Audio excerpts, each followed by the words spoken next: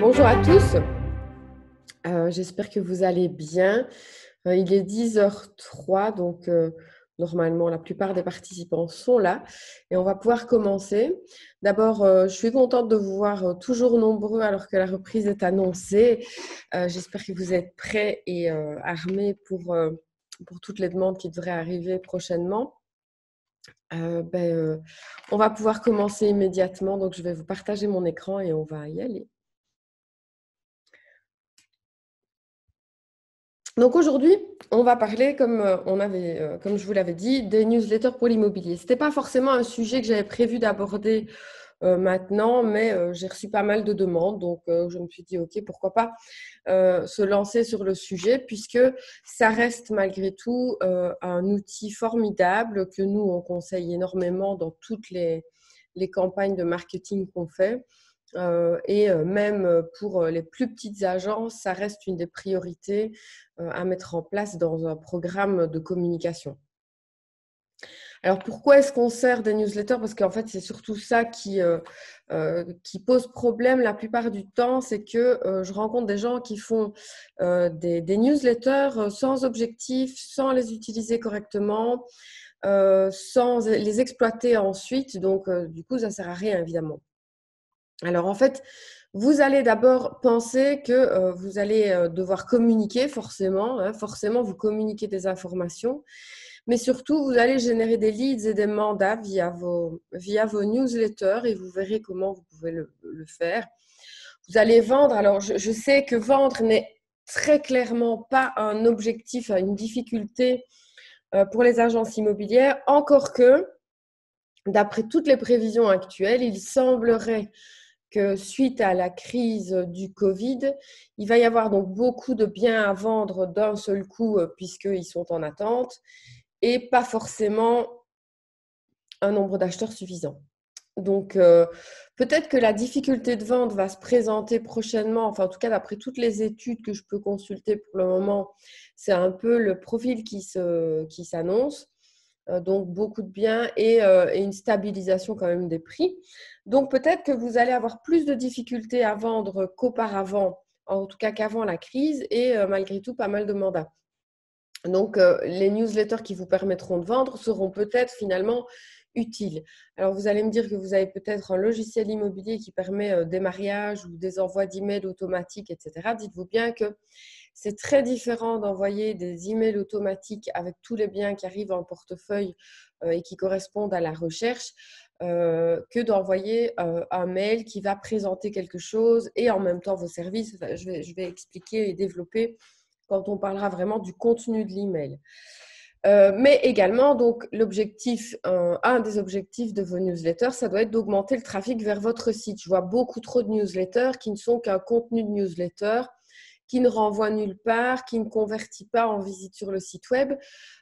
Ça pose problème parce que n'oubliez pas que pour bien référencer votre site web, il doit être visité. Donc, plus vous augmentez le nombre de visites vers votre site web, plus vous agrandissez finalement, enfin, vous augmentez sa qualité. Donc, visez toujours quand même d'avoir plus de conversions vers votre site web quand vous envoyez une newsletter. Alors, la première chose, bien entendu, c'est de communiquer une information à votre base de données. Alors, bien sûr, vous allez envoyer bonne année, joyeuses fêtes, joyeuses Pâques si vous voulez, et des newsletters classiques comme ça, donc pour ce qu'on appelle en communication les marronniers, donc les gros événements de la vie. Bon, mais vous allez aussi envoyer de temps en temps, attention, je dis bien de temps en temps, des informations qui ne sont pas forcément pertinentes pour votre public, dans le sens où vous allez, par exemple, présenter vos services. Maintenant, je déconseille fortement d'envoyer régulièrement ce genre de message. Pourquoi? Parce que, admettons que vous ayez une base de données de 15 000 personnes. Sur ces 15 000 personnes, vos services ne vont peut-être potentiellement en intéresser que 2 000, ce qui est déjà pas mal, hein. Ce serait quand même bête de perdre énormément d'abonnés simplement parce que votre newsletter n'est pas pertinente. Donc, il faut toujours formuler la newsletter de façon à ce qu'elle puisse avoir un intérêt pour tout le monde. Ce qui veut dire que ne parler que de vous ou que de vos services ne va pas toujours être pertinent. Donc, quand vous allez transmettre une information, il va falloir vraiment la réfléchir et la rédiger de façon à ce qu'elle soit pertinente pour un maximum de votre audience. Alors, vous pouvez par exemple envoyer des informations pertinentes pour tous. Par exemple, des informations gouvernementales. Vous êtes supposé être les personnes de référence dans l'immobilier et donc être au courant de tout. Donc, s'il y a une modification dans une réglementation qui s'adresse à tous les propriétaires ou à tous les locataires, vous allez évidemment sélectionner à quelle audience vous envoyez. Par exemple, une modification gouvernementale qui s'adresse aux propriétaires, vous allez l'envoyer à votre base de données propriétaire. Idem pour les locataires, etc. Ça, c'est très important parce que déjà, vous allez leur envoyer une information qui va être utile et importante à leurs yeux et donc, ils vont rester abonnés et surtout, ils vont vous voir comme la personne qui leur a donné le bon conseil au bon moment. Vous pouvez aussi transmettre une information sur votre agence, mais comme je le dis, il faut qu'elle soit pertinente et utile pour la personne qui le reçoit.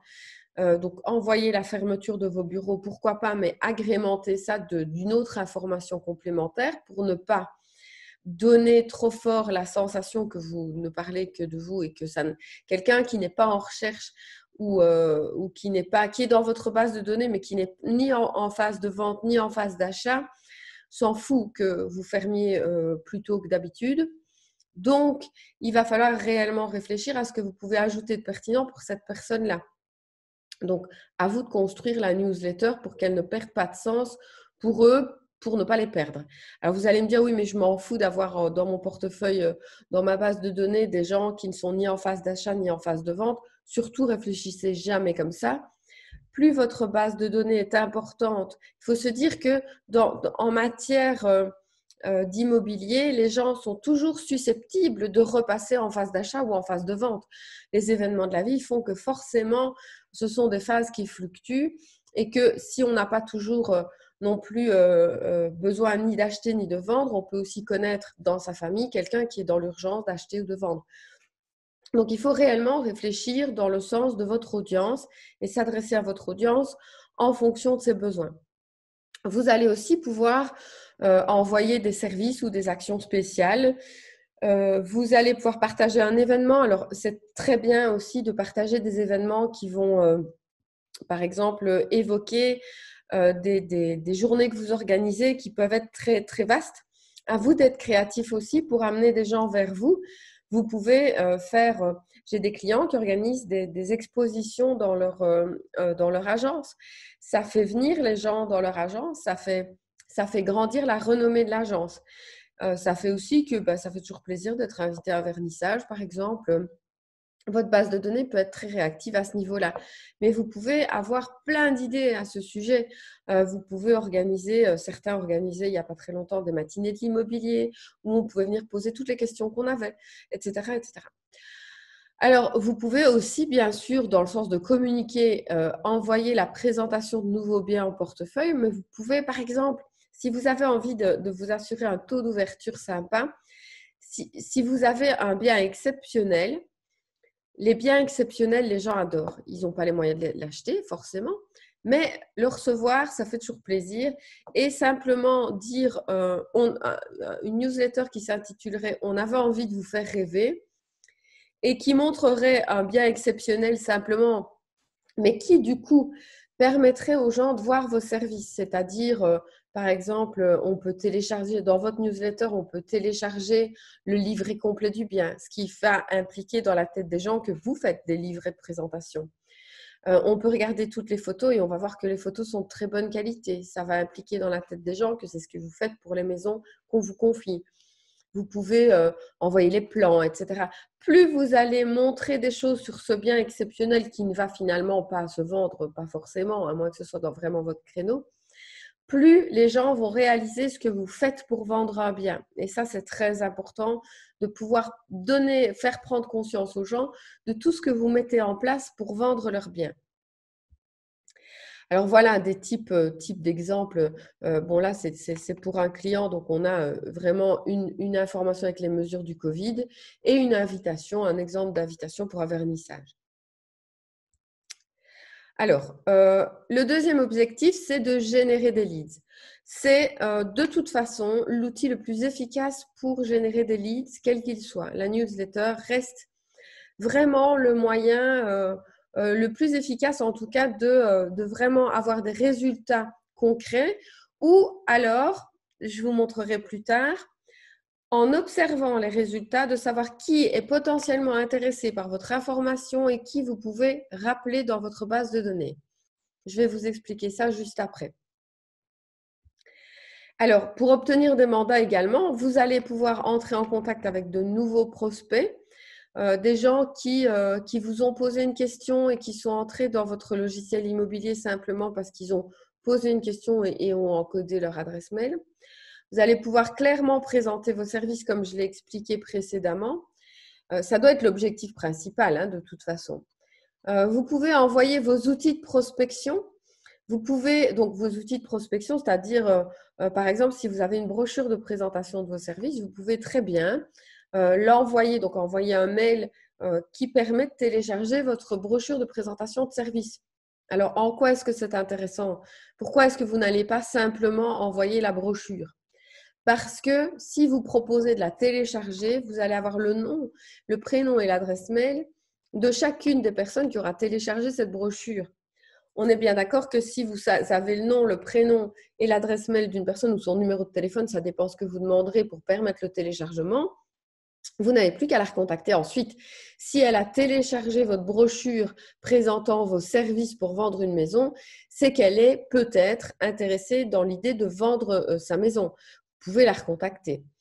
Même chose, par exemple, vous pouvez envoyer un PDF, donc un outil, un texte qui explique comment vendre sa maison soi-même. Encore une fois, je sais que ça laisse toujours perplexe quand je dis ça, quand je propose ça à un client. Je lui dis, on va faire ça, on va envoyer à toute la base de données un outil pour vendre sa maison soi-même. Alors, je sais, ça perturbe. Vous ne voulez pas que les gens vendent leur maison eux-mêmes. Et pourtant, il y en a plein qui vont quand même le faire de toute façon. Mais quand ils vont télécharger cet outil, ça vous permet d'avoir le nom, le prénom, l'adresse mail, le numéro de téléphone de la personne qui envisage de vendre sa maison soi-même. Ce qui veut dire que au moment où elle télécharge votre PDF, dans 3 semaines, vous pouvez peut-être la rappeler et lui dire « Tiens, j'ai vu que vous aviez téléchargé notre PDF. Vous vendez votre maison. Est-ce que la vente se passe bien? Je me permets de prendre un peu de vos nouvelles. Et vous avez mis la maison à combien? Et vous posez quelques questions par ce coup de fil. Et simplement, vous allez peut-être pouvoir proposer une estimation plus précise ou en tout cas une prise de contact. C'est comme ça que vous allez aller les chercher, hein, finalement. C'est à ça qu'elle doit servir, à votre newsletter. Et ça vous permet plus globalement de rester en contact avec vos prospects, de toute façon. Alors, il faut avoir, en tout cas, de toute façon, une vraie stratégie de prospection. Il faut savoir où vous allez quand vous envoyez une newsletter. Envoyer une newsletter pour envoyer une newsletter sans l'utiliser, sans l'exploiter, ça n'a pas de réel sens.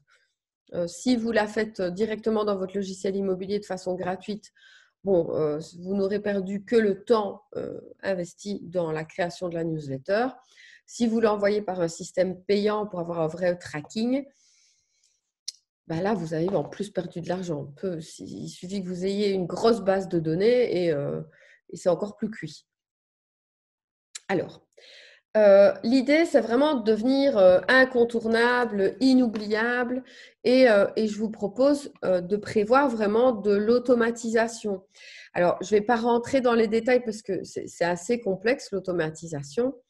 Mais donc, vous pouvez réellement, ici, c'est l'outil Mailchimp, qui est l'outil que nous conseillons le plus. Je sais que vous avez la possibilité de le faire dans la plupart des logiciels immobiliers. Maintenant, nous, on se sert quand même de Mailchimp la plupart du temps pour le suivi qu'il permet. Vous allez pouvoir vraiment automatiser toutes vos newsletters. Si vous encodez bien votre audience avec sa date d'anniversaire, etc., vous allez pouvoir automatiser l'envoi d'une carte d'anniversaire.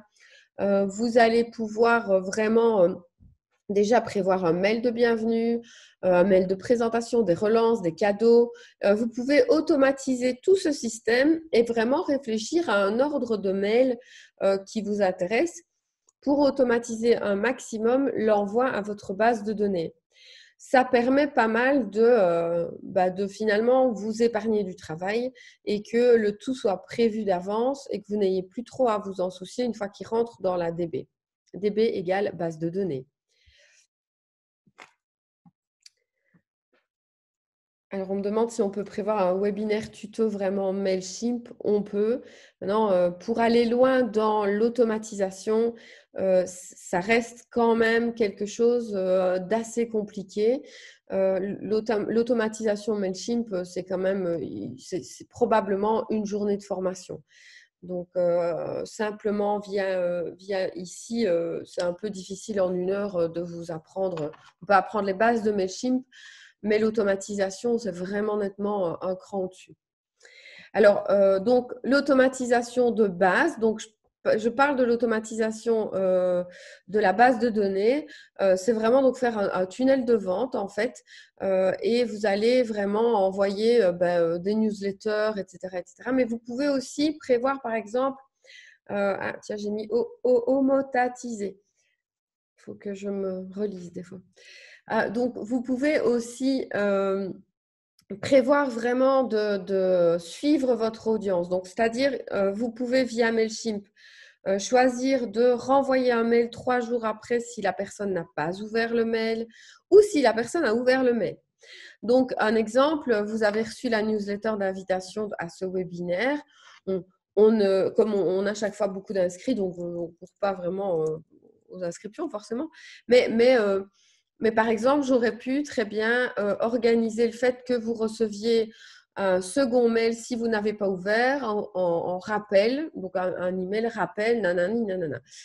Ou alors, si vous aviez ouvert mais sans vous enregistrer, donc sans avoir cliqué sur le lien d'enregistrement, donc les gens qui n'ont pas cliqué, donc il y aurait 2 conditions. 1, la personne a ouvert le mail. 2, elle n'a pas cliqué sur le lien d'inscription. Je peux donc réenvoyer un mail 3 jours après, par exemple, et programmer pour 3 jours après que à tous les gens qui répondent à ces 2 conditions, je renvoie un mail disant n'oubliez pas de vous inscrire avec simplement vous êtes intéressé par cette formation, nous vous rappelons le lien d'inscription qui est celui-là. Ça assure toujours, quand on le fait pour des clients, ça entraîne de nouvelles inscriptions. Et c'est logique parce qu'il y a des gens qui ont ouvert le mail parce qu'ils étaient intéressés à un instant T. Et ensuite, ils ont oublié et ils ne sont pas allés plus loin. Alors, pour vendre, vous allez donc forcément présenter vos biens, vos exclusivités vraiment de façon spécifique. N'oubliez pas alors du coup de jouer sur le côté avant-première parce que envoyer un mail à une base de données, à toute votre base de données, c'est peut-être pas utile. Créer par contre une vraie base de données d'avant-première et de leur dire, voilà, vous êtes inscrit dans notre base de données d'avant-première comme on l'a fait en son temps. FlexVision l'avait fait pour un client dans le luxe à Liège. Eh bien, ça va vous permettre vraiment d'avoir une base de données hyper qualifiée qui va toujours ouvrir vos mails parce qu'ils sont dans votre base de données privilégiée.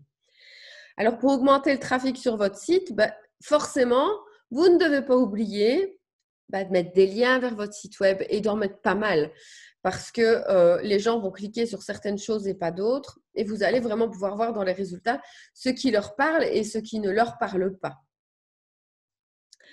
Alors, comment envoyer une newsletter? Soit via votre logiciel immobilier, soit via des services en ligne gratuits ou payants.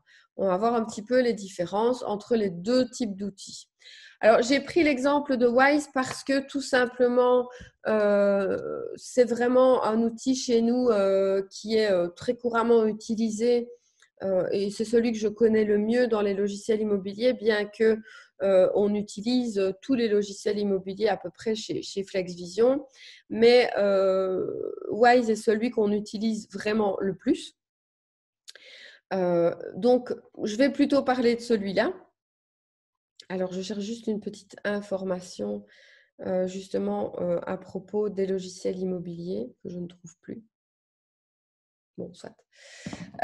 Donc voilà, en tout cas, nous, au niveau de Wise, on connaît vraiment, vraiment parfaitement puisqu'on est, les responsables attitrés, enfin, on fait les liens entre Wise et tous les sites web et tous les outils, etc., au niveau des API.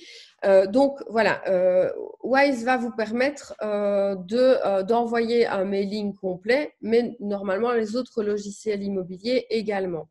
Alors, les avantages, la première chose qui est vraiment très, très importante, c'est que déjà, vous ne devez pas importer votre base de données au pas à pas. Tandis que dans Mailchimp, vous allez, alors soit votre base de données Wise est liée à votre Mailchimp par la création d'un lien, souvent par votre service IT. Donc, nous, ce qu'on fait, c'est un lien entre la base de données et la base de données Mailchimp. Si ce n'est pas le cas, vous allez devoir extraire votre base de données de Wise, la trier, la trier dans Wise d'abord, et puis l'extraire et l'injecter dans Mailchimp. C'est toujours un peu fastidieux et vous êtes quasiment toujours obligé de le faire puisque si vous n'avez pas fait ce lien entre votre site, entre votre Mailchimp et votre Wise, puisque votre base de données Wise se met en permanence à jour, vous ne pouvez pas reprendre l'ancienne liste. Donc, c'est toujours embêtant, sans compter que, par exemple, si vous faites ce système-là, les gens qui se seront désabonnés de la newsletter via Mailchimp, vous allez devoir les retirer de votre newsletter également dans Wise à la main. Ça va vous prendre un certain temps. Donc, la praticité de votre logiciel immobilier, c'est que votre base de données, elle y est directement et elle se met à jour directement. Alors, la plupart du temps, c'est gratuit dans les logiciels immobiliers et c'est vraiment un des gros avantages également. Généralement, il n'y a pas de limite d'envoi, tandis que on va le voir dans les outils payants, ils sont gratuits jusqu'à une toute petite limite finalement. Alors, les inconvénients, c'est que l'outil n'est pas toujours super optimisé dans les divers logiciels immobiliers, ça se vaut. Ce n'est pas toujours super intuitif et souvent la création est plutôt limitée. Si vous voulez quelque chose de vraiment personnalisé, vous allez plutôt devoir le faire carrément en HTML, donc en écriture web, ce qui n'est pas forcément à la portée du premier venu.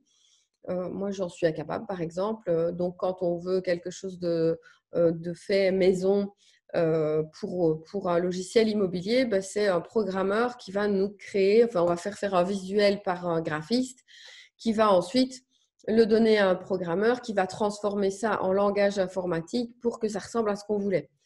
C'est assez fastidieux, encore une fois.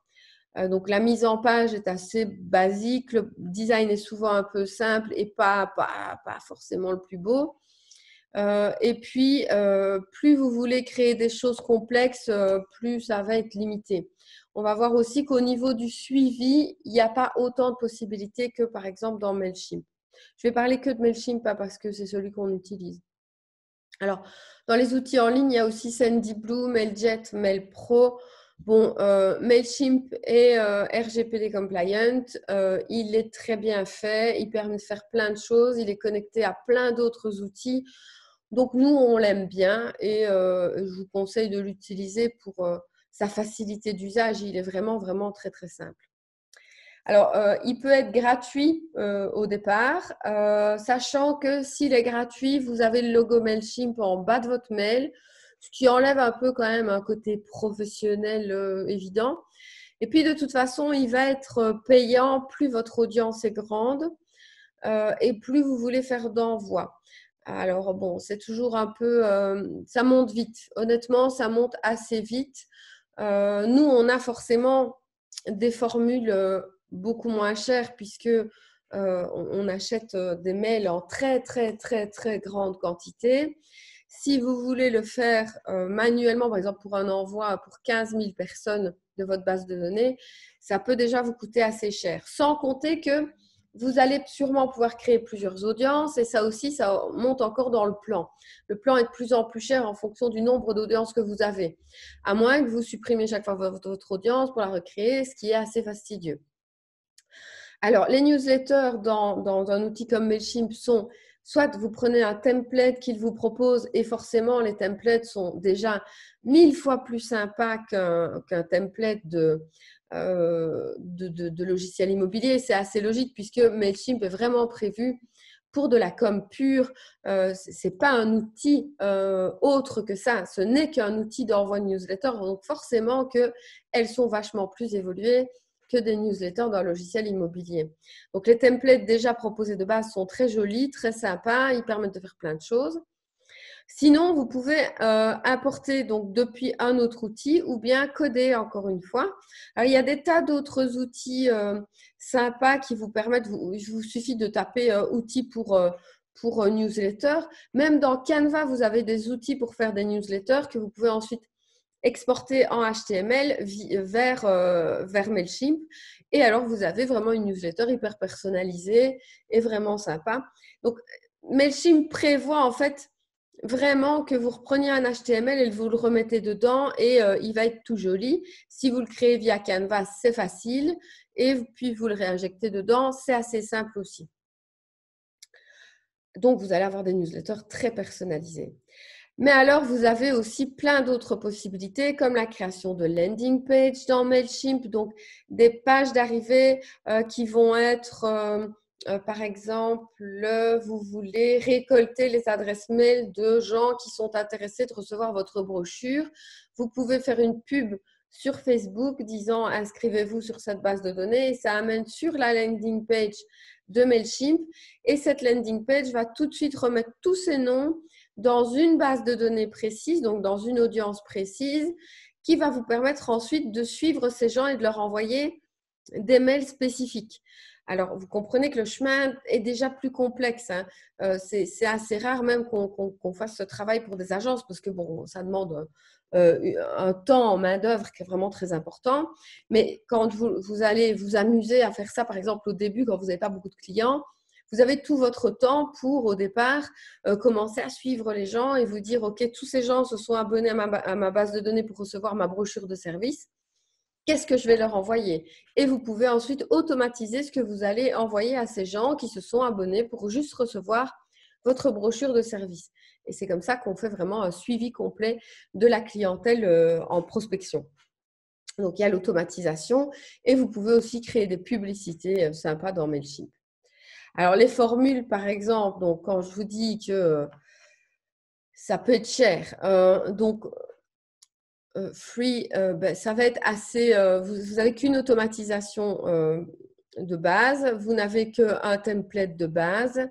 Voilà, bon, alors il y a quand même les enquêtes qui sont dedans. Enfin, voilà, il y a des petites choses sympas dedans, mais par exemple, on ne peut pas dépasser 2000 contacts. Il y a beaucoup, beaucoup d'agences qui ont largement plus de 2000 contacts. Donc déjà, vous sortez quasiment en permanence de ce profil-là. Et il faut déjà qu'une audience aussi. Donc, c'est écrit en dessous. Hein. Au niveau des essentiels, on est à 9,99 € par mois. Mais attention, ça ne veut pas dire que… Donc, vous voyez, le nombre de contacts, c'est 50 000. Vous avez droit à 3 audiences, mais ça ne veut pas dire que vous pouvez envoyer aux 50 000 personnes. Donc, c'est la base pour avoir quelques features, c'est-à-dire vraiment voir d'autres templates. Mais généralement, vous allez payer beaucoup plus que ça. Vous avez le système standard. Et donc, c'est en fonction du nombre d'envois que vous allez générer qu'en fait, votre prix va s'ajuster. Donc, vous pouvez être en abonnement essentiel pour 10 € et vous retrouver à en payer 50 ou 60 en fonction du nombre d'envois que vous allez faire. Vous devez donc bien cliquer sur Calculate your price pour vraiment voir ce que ça va vous coûter au final. Une audience, un type de contact, pas exactement. Donc, une audience, c'est vous qui créez une audience. Donc, par exemple, je vais prendre tous mes propriétaires, je vais tous les mettre dans une audience. C'est une audience. Une audience qui ça va s'appeler propriétaire. Une audience locataire. Mais, par exemple, si vous faites un suivi de certaines personnes, alors vous pouvez aussi utiliser ce qu'on appelle les segments. Mais si vous êtes un peu nouille en Mailchimp au départ, vous allez toujours faire des audiences plutôt que des segments qui sont un petit peu plus complexe à gérer. Forcément, si vous ne segmentez pas et que vous recréez chaque fois des audiences, par exemple, si vous faites ce système de landing page que je viens d'expliquer, vous allez créer une audience téléchargement de brochure. C'est encore une audience de plus. Donc, l'air de rien, vous vous retrouvez vite. De toute façon, vous allez avoir quand même régulièrement plusieurs audiences. C'est souvent comme ça qu'on procède. Mais bon, l'idéal, c'est d'apprendre à segmenter correctement. Ça vous coûtera déjà moins cher. Puisque vous voyez, même en standard, le maximum, c'est 5 audiences. Hein. Et puis après, vous passez en premium, où vous aurez des audiences illimitées. Vous pourrez jouer avec vos audiences, mais le mieux, c'est quand même d'apprendre la segmentation. Maintenant, honnêtement, les tutos MailChimp sont très clairs et très bien faits. Il n'y a pas de formation en soi pour apprendre à faire des newsletters. Personne chez nous n'a étudié MailChimp à l'école. Mais tout le monde a suivi tous les tutos finalement. Alors, bien sûr, ça vous demande un investissement de temps. Comme je le dis à chaque fois, oubliez l'idée de devenir marketeur. Au début, vous allez devoir apprendre des bases de marketing pour grandir, ou alors vous trouvez des partenaires qui investissent en vous, etc.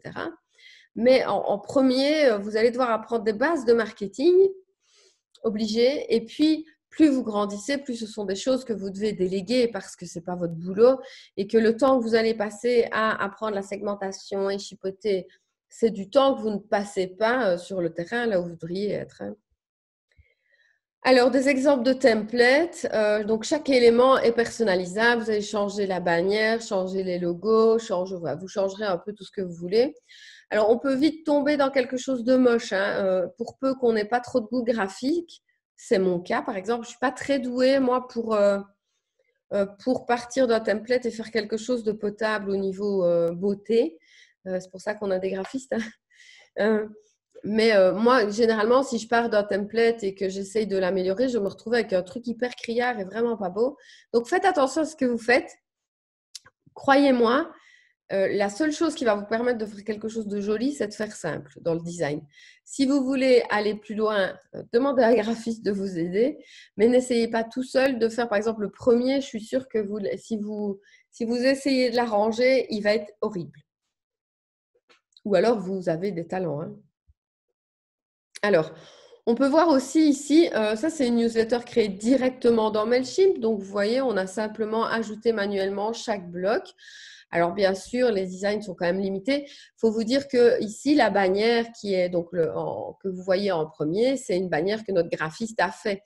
Elle est injectée telle qu'elle. Donc, elle a été faite par un graphiste et injectée telle qu'elle dans notre MailChimp. Le reste, par contre, ce sont des blocs éditables dans MailChimp que vous pouvez arranger un petit peu comme vous voulez. Alors, ce n'est pas tout le temps super facile, mais avec un peu d'entraînement, on se débrouille pas trop mal. Vous pouvez tout changer, les polices, les couleurs, le fond, les titres. Il y a plein de possibilités vraiment sympas. Alors ici, par contre, c'est une newsletter qui est importée directement dans MailChimp en HTML. Évidemment, voilà, ce sont les campagnes FlexVision. Vous vous doutez bien qu'on fait des trucs un peu plus jolis quand on a le temps de le faire. Et donc, on va vraiment aller travailler la newsletter au niveau du design. Alors, on a des clients qui veulent absolument avoir un design à eux dans ce cas-là. Évidemment, forcément, une newsletter entièrement personnalisée, encore une fois, ça coûte plus cher qu'une newsletter qui est faite directement dans MailChimp.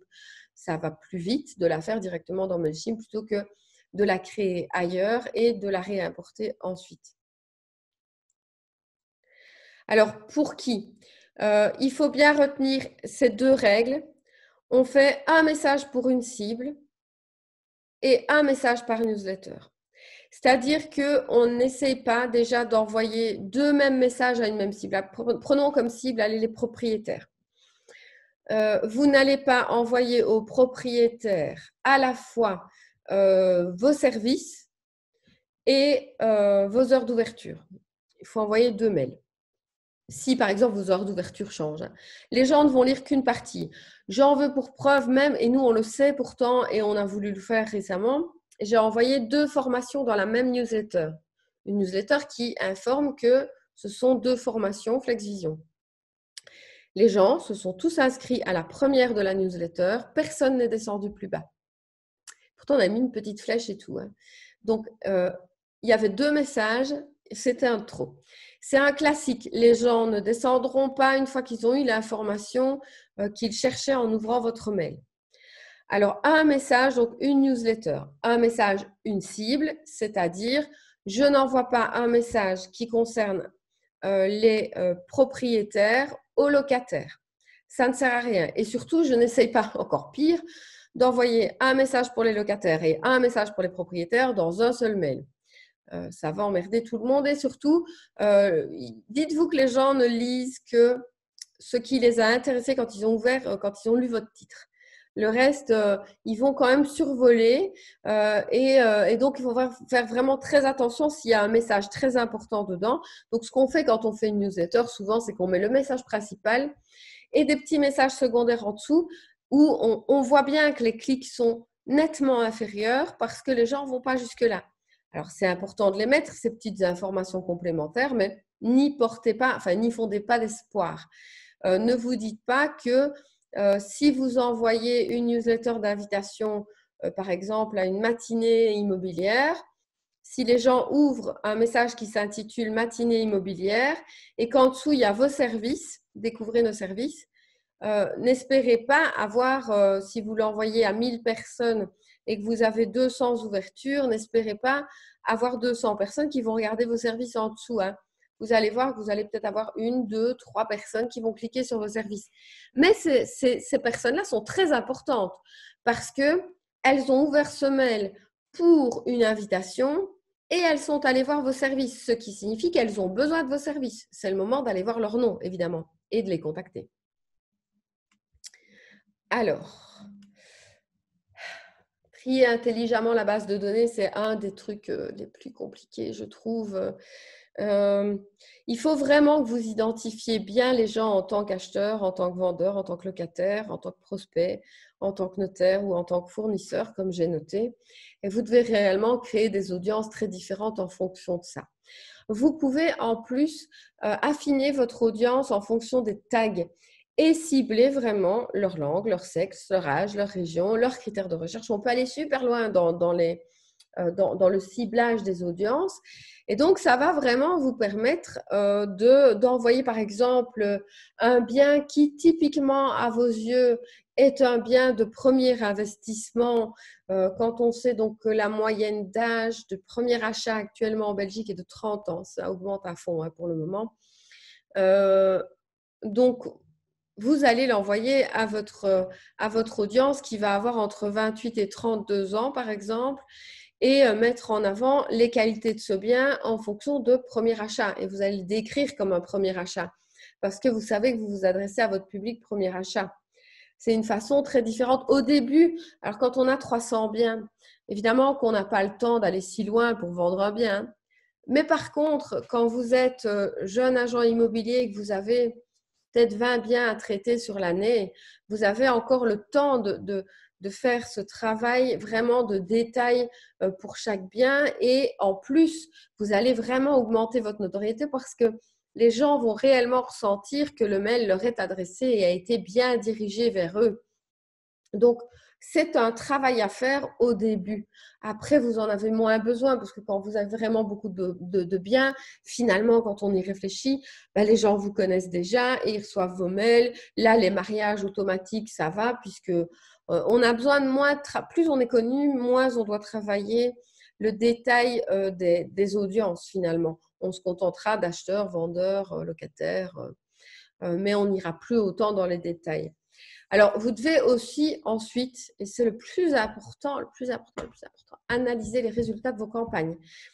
Il y a plein de fois où je rencontre des agences et où je fais un audit de leur communication et je dis, est-ce que vous envoyez des newsletters? Oui, on envoie des newsletters tous les mois à 20 000 personnes. Et quel est le taux de clic? Et là, on me regarde comme si j'avais posé une question de physique nucléaire. Je dis, vous ne savez pas un petit peu qui ouvre votre mail? Ah non. Et on clique sur quoi d'habitude dans vos mails? Je ne sais pas. Et vos mails, ils servent à quoi? J'envoie mes biens. Et vous avez souvent des désabonnés de ça? Je ne sais pas. Ça n'a pas de sens. Ça veut dire que vous envoyez vraiment au petit bonheur la chance. C'est exactement comme quand vous faites une publication dans un magazine papier et que vous ne savez pas du tout ce que ça a donné, puisque c'est un peu le défaut du papier. C'est que les 3/4 du temps, à moins d'avoir fait une action spéciale pour votre publication papier, vous ne savez pas ce que ça donne. C'est comme ça qu'on fait un test, hein. Et il faut toujours savoir ce que donnent les actions qu'on lance. Si on ne sait pas ce que ça donne, si on n'observe pas les résultats, on ne peut pas savoir.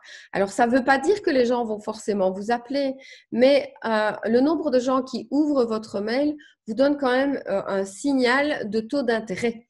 Et c'est très important vraiment de suivre en détail les résultats de ce qu'on fait finalement. Alors, la question classique, quel est le pourcentage moyen de clics à obtenir à l'ouverture? Il n'y a pas de bon pourcentage moyen. En fait, le pourcentage moyen, on s'en fout en soi, on doit voir qu'il augmente ou qu'il ne diminue pas. Donc, ce que vous allez faire, c'est envoyer un premier mail, premier test, regardez quel est le taux de clic que vous avez, le taux d'ouverture, et puis vous améliorez. Vous allez essayer de faire mieux la prochaine fois. Quand on voit un taux d'ouverture qui chute, on se remet en question. Alors, il n'y a pas de bon, de mauvais taux d'ouverture. Il y a plein d'agences qui vont vous dire ouais, un super taux d'ouverture, c'est autant. Non, ça dépend complètement de l'agence. Ça dépend complètement du public. Ça dépend complètement de l'objectif de la newsletter. Par exemple, on vous envoie des webinaires régulièrement. Il y a un objectif très précis, forcément. Donc, si je vois qu'à partir d'un certain moment, le taux d'ouverture diminue, je peux quand même m'interroger sur le fait, par exemple, que le fait d'utiliser en permanence le même intitulé a fini par lasser les gens. Donc, je n'en vois plus avec le même intitulé. Ou alors, je peux me rendre compte, par exemple, que j'ai un fort taux de clic quand j'envoie des biens et que j'annonce que ce sont des biens, ou que j'ai un très faible taux de clic quand j'envoie un taux d'ouverture, pardon, quand j'envoie une information sur mes services et que je l'ai intitulée Découvrez mes services. Ça veut dire que vous devez trouver une façon de faire meilleure la prochaine fois, en fait. Ce n'est que ça. Le bon taux d'ouverture, c'est le meilleur que la fois d'avant. Voilà le taux d'ouverture idéal. Alors, vous devez adapter votre message à votre audience, comme je l'ai dit. Si la personne ne se sent pas réellement concernée par votre envoi, ben, ce n'est pas génial. Et forcément, donc, elle ne va pas ouvrir, elle ne va pas lire, elle ne se rappellera pas de vous. Alors, par contre, j'ai aussi souvent des gens qui sont super déçus d'avoir des désabonnés. À chaque envoi de newsletter, on a des désinscriptions et c'est normal.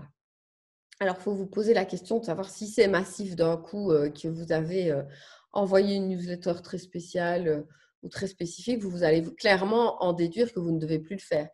Mais par contre, avoir des acheteurs qui se désabonnent de votre liste acheteurs, bah, c'est qu'ils ont trouvé. C'est pas très grave. Honnêtement, ça, c'est normal. Ils ont trouvé un bien, ils reviendront plus tard. Voilà, ce n'est pas grave. C'est normal d'avoir des désabonnés. Il ne faut pas avoir peur d'envoyer une newsletter parce qu'on a peur d'avoir des désabonnements. Le désabonnement est logique. Et quelque part, ça vous permet d'élaguer. Quand j'envoie la newsletter d'inscription à ces webinaires, il y a des désinscriptions. On l'envoie quand même à une base de données assez importante et il y a une dizaine de désinscriptions à chaque fois.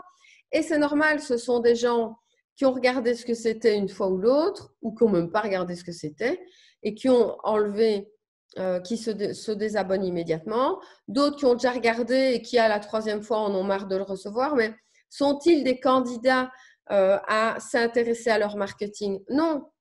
Ils n'ont pas envie d'être formés, ils n'ont pas envie d'en savoir plus, ils n'ont pas envie de nous connaître. Bah, est-ce que ça m'intéresse qu'ils continuent à recevoir la newsletter? Non. Est-ce que ça m'intéresse de payer pour qu'ils reçoivent la newsletter, puisque finalement elles sont payantes, hein? Bah, bien sûr que non, ça ne m'intéresse pas. On parle d'un, deux, 3 centimes, hein, mais mis bout à bout, bah, peut-être une fois que j'aurai 200 désinscrits, bah, c'est une petite économie à toute petite échelle, mais en tout cas, c'est une économie. Donc, il faut aussi le voir comme ça et ne pas avoir peur de voir des désabonnés. Sinon, c'est aussi très intéressant de regarder les désabonnés, regarder leur nom, etc. Vous allez parfois voir que c'est quelqu'un qui a fini d'utiliser vos services. Vous avez vendu sa maison, vous lui avez trouvé une autre maison. Pour le moment, il n'a pas besoin de vous. Vous pouvez très bien aussi simplement garder la liste de vos désabonnés, les trier pour les recontacter personnellement, pas leur renvoyer une newsletter, mais si ce sont des anciens clients, les recontacter peut-être dans un an, leur envoyer une carte postale d'anniversaire, que sais-je, mais reprendre des nouvelles dans un an, dans 2 ans par un autre biais. C'est normal parfois que les gens n'aient plus envie de recevoir votre newsletter quand ce n'est pas du tout la bonne phase de leur vie. Par contre, les conserver dans une base de données pour passer vos coups de fil, pour envoyer des nouvelles peut-être par courrier postal, etc., ça peut être très, très bien. Mais il ne faut pas leur en vouloir de se désabonner. Ça ne veut pas dire qu'ils ne vous aiment plus et il ne faut pas voir ça comme un échec. Alors, pour aller plus loin, vous pouvez aussi vraiment utiliser les champs, donc nom, prénom, pour vraiment personnaliser vos emails et aller vraiment dans la personnalisation totale avec vraiment bonjour. Alors, vous pouvez choisir de faire bonjour madame un tel ou bonjour monsieur un tel ou alors bonjour et le prénom. Mais il ne faut pas oublier que vous devez avoir très bien encodé. Il n'y a rien de plus désagréable que de recevoir, par exemple, moi je m'appelle Christelle Charlier, il n'y a rien de plus désagréable que de recevoir bonjour Charlier. On sent vraiment très fort l'automatisation et ça n'a rien de très agréable. Je suppose que ça vous est déjà arrivé de voir un peu cet effet. Alors, par exemple, la personnalisation, quand elle est bien faite, c'est 14% d'ouverture en plus. Alors, par exemple, vous pouvez très bien avoir votre mail qui va commencer par Christelle, découvrez cette semaine les biens qui vous correspondent. 14% de taux d'ouverture en plus. 64% de taux de clic en plus, donc de clic à l'intérieur du mail. Et 9% de désinscription en moins. Les gens ont quand même vachement la sensation que ça leur est vraiment adressé. Et donc, ils se désabonnent beaucoup moins facilement. Alors, il faut vraiment analyser les résultats. Alors, le taux d'ouverture, c'est le taux où les gens ont ouvert un mail. Alors, je ne veux pas vous faire de peine. Le taux d'ouverture ne veut pas réellement dire que votre mail a été lu. Si vous utilisez un outil de gestionnaire, un gestionnaire de mail, par exemple, le mien, quand j'ouvre un mail et que je le supprime, il ouvre automatiquement le mail suivant. Donc, la personne va avoir une notification, enfin, je vais être dans le décompte des mails ouverts. Ça ne veut pas du tout dire que le mail m'intéressait. Désolée, Zara, pas toutes les semaines quand même. Ça veut surtout dire simplement que le mail a été ouvert automatiquement par mon gestionnaire d'email. Donc, il ne faut pas non plus se dire, par exemple, quand on voit un taux d'ouverture très élevé et qu'on voit que des gens ont ouvert 5 fois le mail, ça veut dire en tout cas qu'au moins une fois, il y a eu une ouverture automatique. Parce qu'il arrive que les gens ouvrent plusieurs fois un mail. Ça, c'est toujours intéressant parce que ça veut dire qu'ils y sont quand même revenus. Alors, le taux de clic, c'est le taux, donc le nombre de fois où les gens ont cliqué dans votre mail. Alors, évidemment, si vous n'avez pas mis de lien, il ne va pas y avoir de clic. C'est dingue le nombre de fois où je reçois des mails où il n'y a même pas, il n'y a pas un bouton de contact, il n'y a pas un lien vers autre chose. Donc, vous ne pouvez pas suivre votre audience et savoir ce qu'elle veut. Donc, il faut mettre des boutons. Par exemple, nous, quand on met une image, elle renvoie la plupart du temps vers le site de FlexVision. Si on met, on va mettre aussi les liens vers nos réseaux sociaux. Alors, le nombre de fois où les gens cliquent est vraiment infime. Mais bon, pourquoi pas s'y intéresser. On va mettre des liens un petit peu partout. On va par exemple, quand on écrit un article, quand on va dire on vous envoie un article sur tel sujet, on ne va pas mettre l'article, hein. On va mettre l'article sur le blog, on va mettre le début de l'article dans la newsletter et puis un bouton lisez la suite qui ramène vers notre site web. Donc, on va non seulement pouvoir voir qui a cliqué et en plus ensuite le ramener vers le site web. Donc, on a un double combo gagnant, ce qui veut dire par exemple que je pourrais très bien voir que toi, madame, tu as cliqué sur tel bouton en savoir plus sur les services de FlexVision. Je peux très bien t'appeler et dire bonjour, voilà, j'ai vu que vous vous intéressiez à nos services. Est-ce que vous voulez qu'on se rencontre? Bon, ce n'est pas trop mon genre, je ne suis pas commerciale, ce n'est pas du tout mon truc, mais vous, c'est votre boulot hein, d'être commercial. Donc allez-y, servez-vous de ça et prospectez.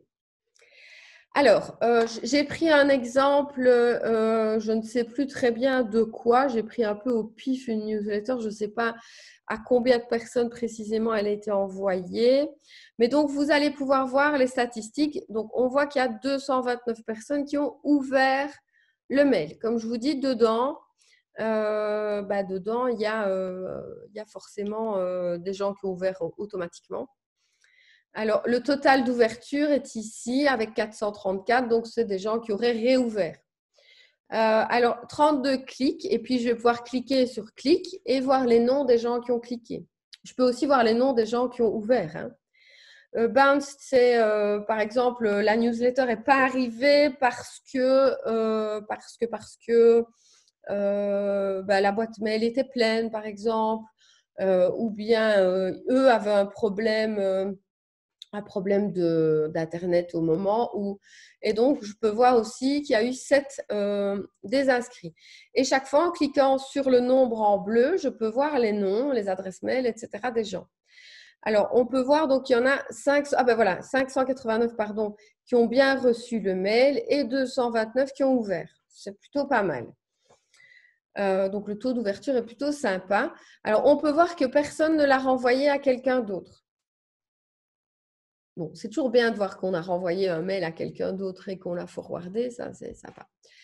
Alors, le total des clics est de 40, donc il y a des gens qui ont cliqué sur plusieurs liens. Et puis, vous allez pouvoir voir aussi la démographie des gens qui vous ont suivi. Donc, on va voir qu'ici, il y a 54% d'hommes, 41% de femmes, 4% on ne sait pas. Et alors, il y a Another Identity, c'est essentiellement aux États-Unis, puisqu'on peut avoir un troisième genre, si je me rappelle bien. Et puis, vous allez voir aussi l'âge des gens qui ont ouvert la newsletter. OK ? Alors, j'ai pris ici justement le dernier renvoi de newsletter pour vous inviter. Donc, vous allez voir quelques noms ici. J'ai quand même un petit peu enlevé des noms, mais bon, je ne pouvais pas enlever tout le monde parce que sinon, je ne peux pas vous montrer l'exercice et je ne pouvais pas vous montrer des résultats clients parce que là, c'est carrément top secret. Donc, je vais pouvoir voir combien de fois les gens ont cliqué sur quoi. Et je peux vraiment, ensuite, juste à côté, c'est parce que j'ai mis quelque chose devant, je peux vraiment aller voir le nom, l'adresse mail, je peux les contacter, etc., etc. Alors ici, je sais que pour l'enregistrement au webinaire, ici, il y a eu 54 clics. Mais alors, par exemple, ce n'est pas le seul biais d'inscription. Donc, je vais devoir aller voir quels sont les biais qui mènent à une inscription. Par exemple, FlexVision sur le site sur la page de FlexVision, sur mon LinkedIn, sur un petit peu tout. Alors, je regarde encore une fois une question. Avons-nous accès à toutes les formations passées? Je répète, Flex4Imo, le groupe Flex4Imo sur Facebook, il y a tous les liens vers les anciennes formations. Elles ont été sauvegardées. N'oubliez pas d'aller sur le YouTube Flex4Imo. Toutes les rediffusions y sont. Donc, vous pouvez aller les revoir. Elles ne seront pas en ligne gratuitement pendant 50 000 ans non plus. C'était vraiment pendant le confinement que les formations étaient gratuites. Donc, allez-y, allez les voir tant qu'elles sont en ligne et puis profitez-en puisque, à mon avis, à partir du 11 mai, vous aurez déjà beaucoup moins de temps. Alors, donc, vous allez vraiment pouvoir voir les clics. Donc, on voit qu'il y a 54 personnes qui ont cliqué pour s'enregistrer, qu'il y a 6 personnes qui ont cliqué pour découvrir FlexVision, qu'il y a 5 personnes qui ont cliqué pour rejoindre le groupe Flex4Imo, que 4 personnes sont allées voir ce que c'était le plan marketing annuel de FlexVision, qu'il y a 3 personnes qui ont rejoint le LinkedIn de FlexVision, le blog de FlexVision, le Facebook de FlexVision et le bouton de contact. Ça va vraiment vous permettre alors de suivre un peu tout ça. Par exemple, je pourrais très bien aller voir les 4 personnes qui se sont intéressées au plan marketing et les appeler pour leur proposer de faire un rendez-vous. Je pourrais très bien, je ne vous cache pas que je ne vais pas le faire parce que ce n'est pas, encore une fois, mon truc. Généralement, les gens viennent tout seuls vers nous. C'est quand même plus simple. Mais bon, voilà, dans l'immobilier, souvent on me dit je ne prospecte plus et c'est très bien, tant mieux, mais à un moment, vous avez été obligé de le faire et n'espérez pas que tous les réseaux sociaux vont tout faire tout seuls. Alors donc, recontactez les gens qui n'ont pas ouvert le mail, qui ont ouvert mais qui n'ont pas cliqué, qui ont un fort intérêt pour vos newsletters. Si vous voyez quelqu'un qui ne manque pas une seule de vos newsletters, vous allez bien sûr pouvoir les recontacter. Alors, on me demande ici, est-ce qu'on a le droit avec le RGPD? Ces gens font partie de votre base de données, je vous le rappelle, hein. Donc, ça veut dire que les gens se sont inscrits à un moment dans votre logiciel immobilier et donc vous avez le droit de les contacter. Ils vous ont donné le droit de vous contacter si votre site est fait correctement. Au moment où ils se sont encodés pour poser une question ou autre, ils ont cliqué sur le formulaire de RGPD Compliant. Donc, par définition, vous avez tout à fait le droit de suivre ces informations et de les contacter. Après, si vous pompez une base de données quelque part, là, c'est un petit peu plus délicat. Mais si votre base de données est créée proprement, il n'y a pas de souci. Alors, une newsletter qui n'est pas exploitée, elle perd 50% de son intérêt. Les gens ne vont pas forcément venir toc-toc suite à une newsletter. C'est vraiment extrêmement rare. Donc, n'oubliez pas de vraiment faire ce travail de suivi. Alors, je le répète comme à chaque fois, pensez à rejoindre Flex4Immo sur Facebook pour être informé de tout ce qu'on peut vous proposer au niveau des formations. Après le confinement, on est en train de réfléchir parce que j'ai tellement de demandes que c'est un petit peu compliqué pour le moment, mais on s'est dit que peut-être qu'on allait continuer un petit peu des mini-formations, allez, on va dire peut-être hebdomadaires ou toutes les 2 semaines peut-être éventuellement, au moins pour garder le contact. Alors, les outils pour l'analyse des newsletters, c'est directement dans Mailchimp, hein. Attention, tout ce que je vous ai montré, c'est directement un outil dans Mailchimp. C'est pour ça qu'on aime bien Mailchimp, c'est parce qu'il est très, très clair. Google Analytics ne vous permettra pas du tout ça, puisque Google Analytics anonymise les informations. Alors, la prochaine formation ne sera pas vendredi, puisque c'est le 1er mai. Ce sera le jour du muguet.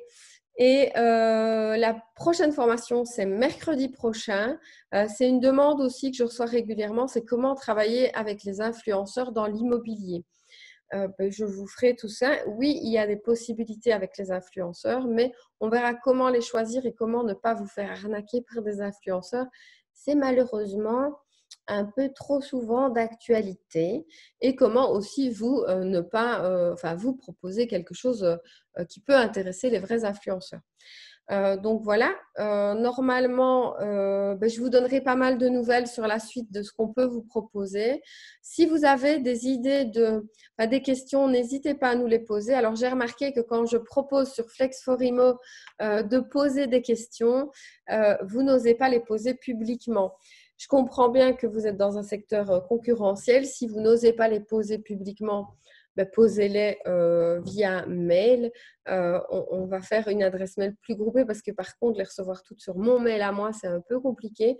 Mais en attendant, vous pouvez m'écrire à cc comme Christelle Charlier @flexvision.be et donc, on essaiera de créer les formations en fonction de vos besoins. Voilà, sur ce, il y a plein d'autres choses que je reçois comme questions, mais il est déjà 11 heures. Donc, je vais d'abord, merci à vous pour votre écoute. C'est un sujet un petit peu plus particulier que d'habitude et qui sort un peu des réseaux sociaux. Donc, je sais qu'il était un peu spécial pour certains. Tout le monde n'a pas forcément compris l'intérêt, c'est dommage. Mais voilà, on se retrouve donc mercredi prochain pour la formation à propos des influenceurs. Et puis ensuite, vous serez vraiment pas loin de la reprise officielle. Et on verra qui pourra encore avoir le temps de venir à des petits webinaires comme ceux-là. Peut-être que je ferai une enquête pour voir quel est le moment propice à des webinaires pour pouvoir continuer à entrer en contact avec vous et voir avec vous quel est le moment que vous préférez dans la semaine quand vous êtes en activité pour assister à des webinaires. Sinon, de toute façon, ils sont enregistrés et ils sont sur le YouTube, j'arrête pas de dire Google, le YouTube de Flex4Immo ou dans le groupe Flex for Imo dans Facebook. Voilà, je vous retrouve là-bas et je vous souhaite un bon mercredi et un bon long week-end à partir de vendredi. À bientôt, bientôt. Passez une excellente journée.